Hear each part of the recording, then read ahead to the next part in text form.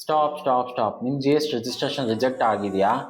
Panic ಆಗಬೇಡಿ, ಏಕೆಂದರೆ 90% GST rejection ಕೇವಲ 3 ಸಣ್ಣ ತಪ್ಪುಗಳಿಂದಲೇ ಆಗೋದು. ಈ ವಿಡಿಯೋ ಸ್ಕಿಪ್ ಮಾಡ್ತೀರಾ, ಫುಲ್ಲಾಗಿ ಲಾಸ್ಟ್ವರೆಗೂ ಕೊನೆವರೆಗೂ ನೋಡಿ. ನೀವು ಮತ್ತೆ ಅದೇ ತಪ್ಪು ಮಾಡದೇ ಇರ್ತೀರ.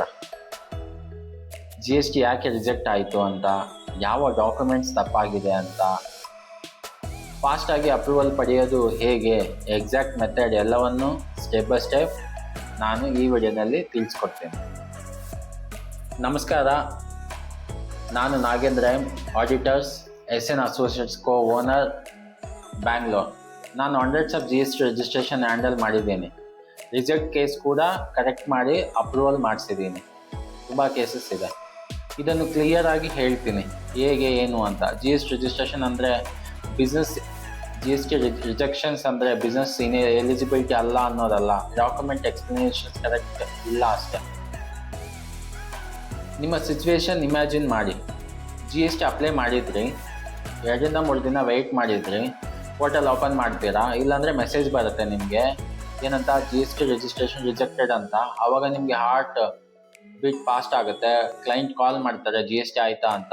ಸರ್ GST ಅಪ್ರೂವ್ ಆಗಿಲ್ಲ ಅಂತ ನೀವು ಹೇಳ್ತೀರಾ. ಪ್ರಾಬ್ಲಮ್ ಆವಾಗ ನಿಮ್ಮ ಬಿಸ್ನೆಸ್ ಸ್ಟಾಪ್ ಆಗುತ್ತೆ, ಇಲ್ಲ ಆಬ್ಸಲ್ಯೂಟ್ಲಿ ನಾಟ್ ಆಗದೇ ಇರ್ಬೋದು. ಬಟ್ GST ರಿಜಿಸ್ಟ್ರೇಷನ್ಸ್ ರಿಜೆಕ್ಟ್ ಆಗೋ ಕಾಮನ್ ರೀಸನ್ ಹೇಳ್ತೀನಿ ಕೇಳಿ. Reason number 1, address proof miss match. Rent agreement ಒಂದು ಅಡ್ರೆಸ್ ಇದ್ದರೆ ಎಲೆಕ್ಟ್ರಿಸಿಟಿ ಬಿಲ್ಲಲ್ಲಿ ಇನ್ನೊಂದು ಅಡ್ರೆಸ್ ಇರುತ್ತೆ. ಸ್ಪೆಲ್ಲಿಂಗ್ ಮಿಸ್ ಮ್ಯಾಚ್ ಇರುತ್ತೆ. ಇಲ್ಲ ಅಂತಂದರೆ ಓಲ್ಡ್ ಎಲೆಕ್ಟ್ರಿಸಿಟಿ ಬಿಲ್ ಯಾವುದೋ ಹಳೇದು 4-5 ತಿಂಗಳು ಹಾಕಿರ್ತೀರ. ಓನರ್ ಅದರಲ್ಲಿ ಅಡ್ರೆಸ್ ಮಿಸ್ ಮ್ಯಾಚ್ ಇರುತ್ತೆ. GST ಆಫೀಸರ್ ಯೋಚನೆ ಮಾಡ್ತಾರೆ, ಅಡ್ರೆಸ್ ಕ್ಲಿಯರ್ ಇಲ್ಲಲ್ಲ ಹೇಗೆ ಅಂತ ರಿಜೆಕ್ಟ್ ಮಾಡ್ತಾರೆ. Reason number 2, proper rent agreement ಇಲ್ಲ.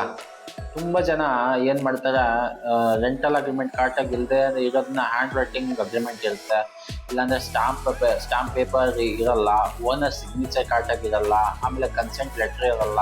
ಸೊ GST ಡಿಪಾರ್ಟ್ಮೆಂಟ್ಗೆ ಬೇಕಿರೋದೇನು, valid rent agreement, valid electricity bill, owner consent letter, property tax paid receipt.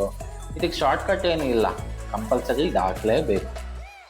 Reason number 3, blurred ಇಲ್ಲ ಕ್ರಾಪ್ ಡಾಕ್ಯುಮೆಂಟ್ಸ್. ವಾಟ್ಸಪ್ಪಲ್ಲಿ ಫೋಟೋ ತೆಗಿತೀರ, ನಾರ್ಮಲ್ ಮೊಬೈಲಲ್ಲಿ ತೆಗಿತೀರ, ಲೋ ಕ್ವಾಲಿಟಿ ಇರುತ್ತೆ, ಪ್ಯಾನ್ ಕಾರ್ಡ್ ಹಾಫ್ ಕಟ್ ಆಗಿರುತ್ತೆ, ಆಧಾರ್ ನಂಬರ್ ಕ್ಲಿಯರಾಗಿ ಕಾಣಿಸಲ್ಲ.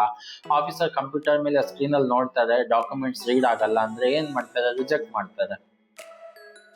Reason number 4, business, nature of business. ನೀವು ಕರೆಕ್ಟಾಗಿ ಇಲ್ಲಿ ಟ್ರೇಡಿಂಗ್ ಅಂತ ಸೆಲೆಕ್ಟ್ ಮಾಡಿರ್ತೀರಾ, ಮತ್ತು ಅಲ್ಲಿ ಡಾಕ್ಯುಮೆಂಟ್ಸಲ್ಲಿ ಸರ್ವಿಸು ಕನ್ಸಲ್ಟೆಂಟ್ ಅಂತ ತೋರಿಸಿರ್ತೀರಾ.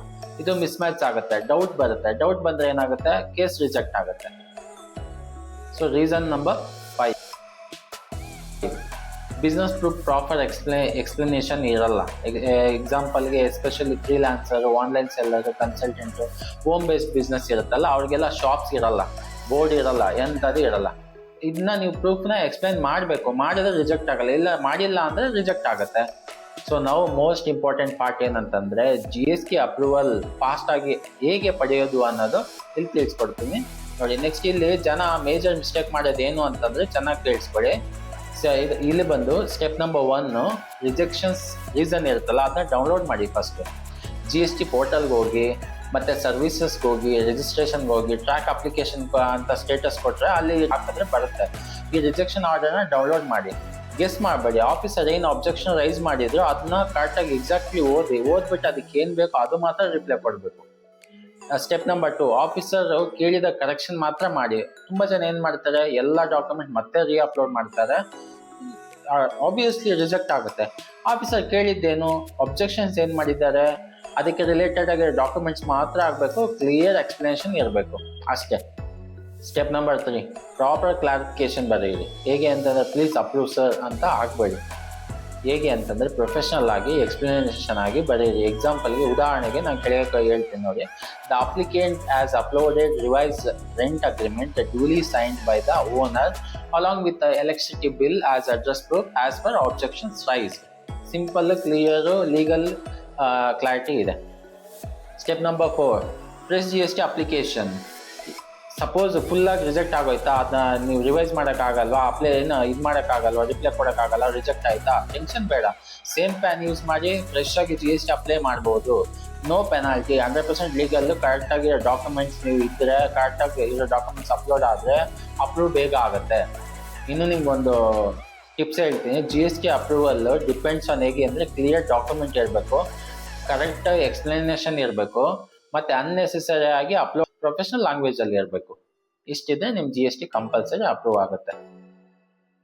ನಾನು ನೋಡಿದ್ದೀನಿ ಸ್ಮಾಲ್ ಶಾಪ್ಸ್ ಓನರ್ಸು, ಆಮೇಲೆ ಫ್ರೀಲ್ಯಾನ್ಸರ್ಸು, ಆಮೇಲೆ ಏನು startup business, home made business, ಇವರೆಲ್ಲ ಜಿ ಎಸ್ ಟಿ ಅಪ್ಲೈ ಮಾಡ್ತಾರೆ, ಜಿ ಎಸ್ ಟಿ ಬರೋದಿಲ್ಲ, ಆಮೇಲೆ ತುಂಬ ಏನು ಆಗೋದಿಲ್ಲ, ಸಿಗೋದೇ ಇಲ್ವಾ ಅಂತ ಅನ್ಕೊಳ್ತಾರೆ. ಜಿ ಎಸ್ ಟಿ ರಿಜೆಕ್ಷನ್ಸ್ ಆದಮೇಲೆ ಇದು ಇಷ್ಟೇನಾ ಅನ್ಕೊಳ್ತಾರೆ. ಆಗಿಲ್ಲ, ಕರೆಕ್ಷನ್ ಸ್ಟೇಜ್ ಅಷ್ಟೇ. ಜಿ ಎಸ್ ಟಿ ಏನು so G S T rejection common ಆಗಿ ಕರೆಕ್ಟ್ ಆಗಿ ಮೆಥಡಲ್ಲಿ ನೀವು ಸಬ್ಮಿಟ್ ಆಯಿತು ಅಂತಂದರೆ ನಿಮ್ಗೆ ಕಂಪಲ್ಸರಿ ಜಿ ಎಸ್ ಟಿ ಸಿಗುತ್ತೆ. G S T registration reject ಆಗಿದ್ರೆ ಮತ್ತು ನೆಕ್ಸ್ಟ್ ಸ್ಟೆಪ್ ಗೊತ್ತಿಲ್ಲ ಅಂತಂದರೆ ಕಮೆಂಟಲ್ಲಿ ಜಿ ಎಸ್ ಟಿ ಹೆಲ್ಪ್ ಅಂತ ಹಾಕಿ. ಓಕೆನಾ? ಈ ವಿಡಿಯೋನ ಲೈಕ್ ಮಾಡಿ, ಫಾಲೋ ಮಾಡಿ, ಸಬ್ಸ್ಕ್ರೈಬ್ ಮಾಡಿ.